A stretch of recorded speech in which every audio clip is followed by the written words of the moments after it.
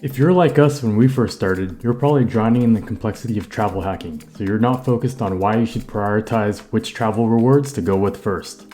In this video, I'll simplify how you should prioritize so you can focus on reaching your goals. Why prioritization matters. The first important point is that it allows you to maximize your benefits. With each one of these cards and programs, you're going to get sign-up bonuses that you may only get once. So it's important to prioritize them so that you can sequence the ones that will give you the most amount of sign-up bonuses that you can reuse again first, then you can get those benefits again later. With the Platinum card, you'll see that you can get some sign-up bonuses worth 125,000 membership reward points right now, and also there's a series of other benefits that might be relevant to you. You can only get the sign-up benefits once, so you have to make sure you get it at the right time. You'll also have to make sure that the benefits you get from the card match your travel goals. To maximize your benefits, you need to know which travel rewards programs you want to go with.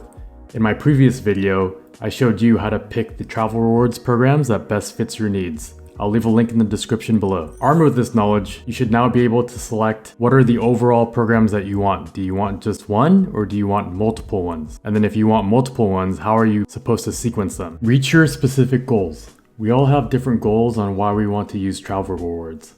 For us, for instance, it was important that we got to get free travel to places that we cared about to really stretch our dollars and live that life of luxury for less. For others, it might be maximizing your cash back. So depending on your goals, you definitely want to prioritize which ones you start off with, because getting a lot of travel points when all you care about is cash back isn't going to be helpful for you. Or the converse of getting a lot of cash back when you actually want to go travel somewhere and use all of the travel amenities that come with some of these rewards programs won't be helpful. Understand the constraints to maximize your benefits. A lot of these travel reward programs will have different constraints within each program. The Chase 524 rule. The Chase 524 rule means that you can't open more than 5 credit cards within the last 24 months. This is going to be an important constraint because if you're planning on opening more than 5 credit cards, you're going to want to start off with the Chase. When we first started out, we hit some of these problems because we opened up a couple Chase credit cards, then jumped over to Citi, and then when we went back to Chase, we were denied for some of them. So you want to avoid this by getting the full suite of Chase cards that you want up front.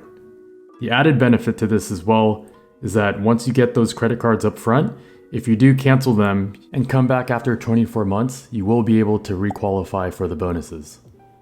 American Express also has its own constraints. If you go to the card match tool, you'll see that most people get an intro offer of 60,000 points for the gold card and 80,000 points for the platinum. You might also see that you'll get targeted for additional bonuses. In this instance, instead of getting 60,000, you'll get 75,000 membership reward points for the gold card. And with the platinum card, instead of getting 80,000, you'll get 125,000 membership rewards points for the platinum card. Now this is important to know because once you try to redeem one of these, the bonus offer for the other one might go away. So the mistake that my wife and I did was I went ahead and got the gold card first. So I got the introductory offer for this, but then by the time I went and tried to get the platinum card, the additional bonus was taken away from my account. So if you're gonna go ahead and get all the Amex cards, you're gonna wanna start off with the Platinum because that will give you the most membership points overall. How we prioritized. If we were to do it all over again, this is the order that we would do it in.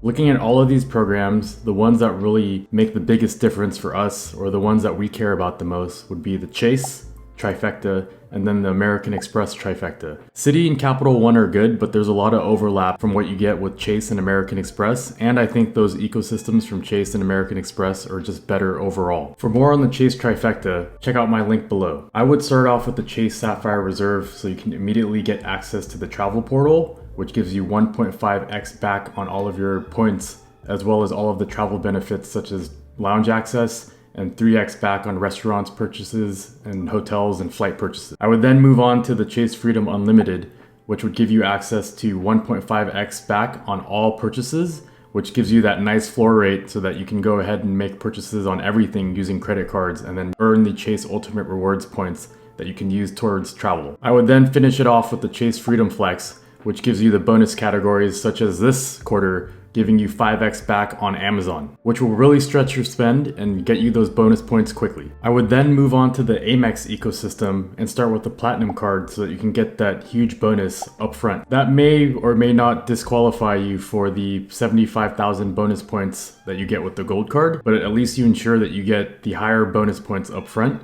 and then you can move on to the gold card next. Going with this strategy allows you to keep the Chase 524 roll in check because you're starting off with the Chase cards and you're only getting 3 of them. By following this order of operations, you should now be set up for travel success. You should have the Chase with 3x earning back on travel, 1.5x on everything else. You get access to the travel portal, priority pass, and global entry TSA that's paid for you by the Chase Sapphire Reserve. You'll also then have the American Express, which is going to give you 200k in sign-up bonuses. You'll get to earn 4x at restaurants, 4x at grocery stores, and you get access to Centurion Lounge and other travel perks and benefits as well. Overall, you'll get a sign-up bonus of 300k by doing this strategy combined. That's a lot of travel points that you can transfer to partners or spend on the travel goals that you set for yourself. Watch this video next where we show you more tips we learned the hard way to live a life of luxury for less so you don't have to.